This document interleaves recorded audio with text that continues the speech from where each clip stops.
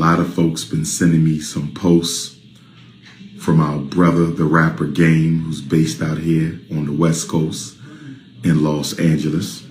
Shout out to the Game. Shout out to the Game. I understand he expressed some disagreement with me pointing out the fact that I thought it was a contradiction that Lebron James and his beautiful wife allowed their son to take a snow bunny to the prom.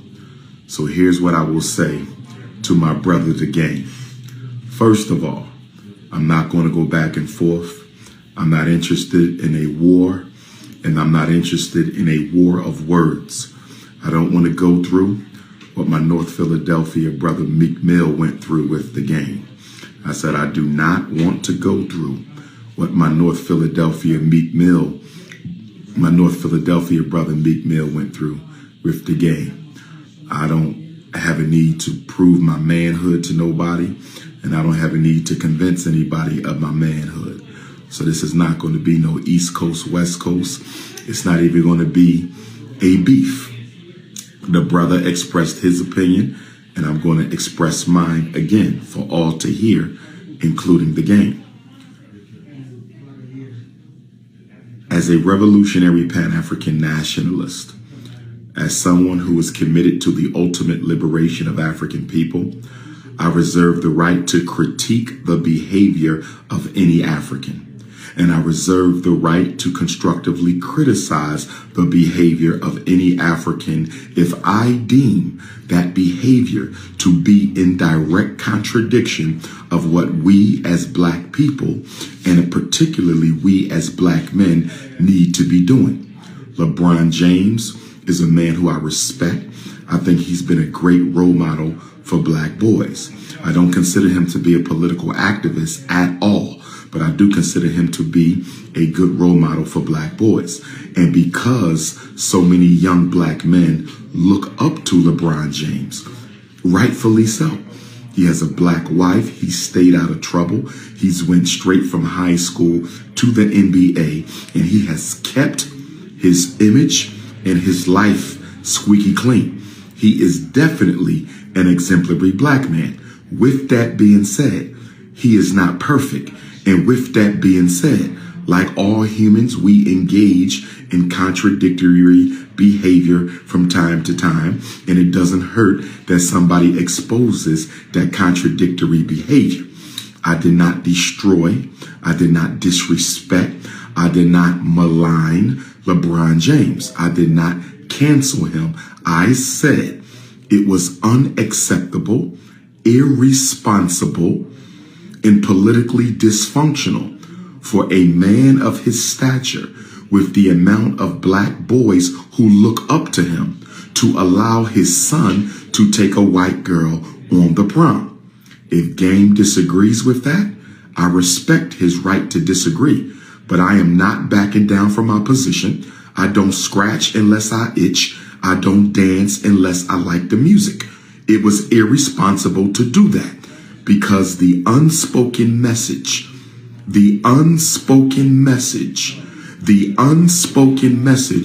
Lebron James deciding or allowing his 17-year-old son to take a white girl to the prom. Let's talk about the unspoken messages. What are the unspoken messages that are communicated to Black boys and Black girls by Bronny James taking a white girl to the prom? Let me give you one unspoken message.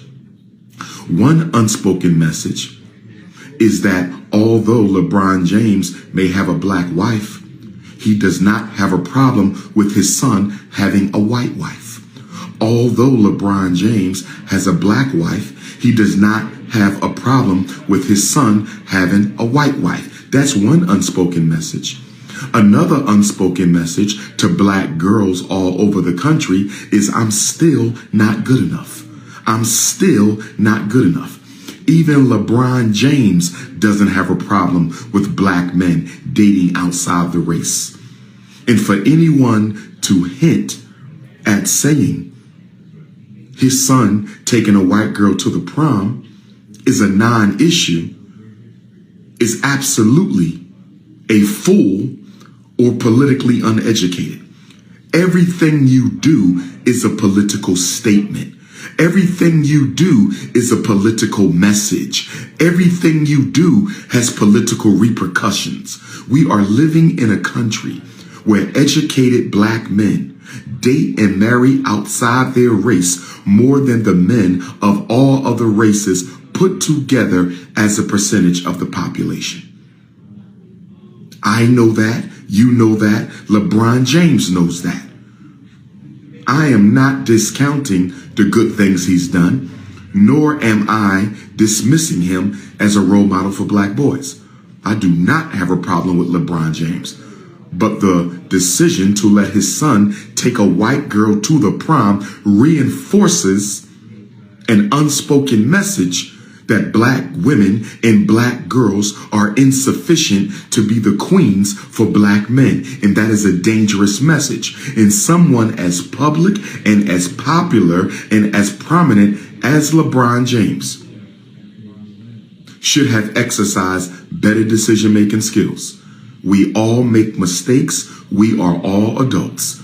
This is not a cancellation. I'm simply saying that it was wrong. That is still that man's son. He still lives in his home. He is still responsible for his behavior. It was wrong. Just like it was wrong for LeBron James's good friend Dwayne Wade to let his childhood son make the decision that he wanted to spend the rest of his life as a girl. Dwayne Wade was wrong. Gabrielle Union was wrong. LeBron James was wrong for letting his son take a white girl to the prom. That is my position. If our good brother, the game, wants to disagree with me, he can disagree with me. He has his opinion, but I have mine, and I'm not backing down from my opinion for nobody. I'm not the only person to post that picture.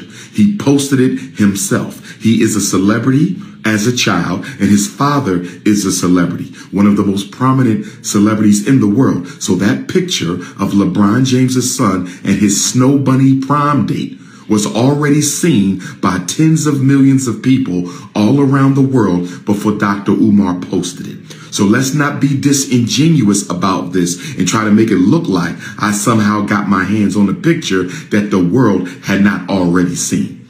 Let's stop being ridiculous. Now, if the game thinks it's okay for black boys to date outside of their community, when only 1 out of every 4 black women is getting married, if the game thinks it's okay for black boys to marry white girls, even though most black women will never get married, that's his opinion. If the game thinks it's perfectly fine for black men to not be loyal to black women, to be committed to black women, and to be committed to building up strong, independent black families, that is his opinion. Like I said, we're not going to go back and forth. We're not going to have a conflict. We're not going to have a problem. That's my brother. I respect him. We got a difference of opinion, and I'm going to leave it at that. Now, with that being said, brothers and sisters, I am here at Blessed Love Community Center. I am excited.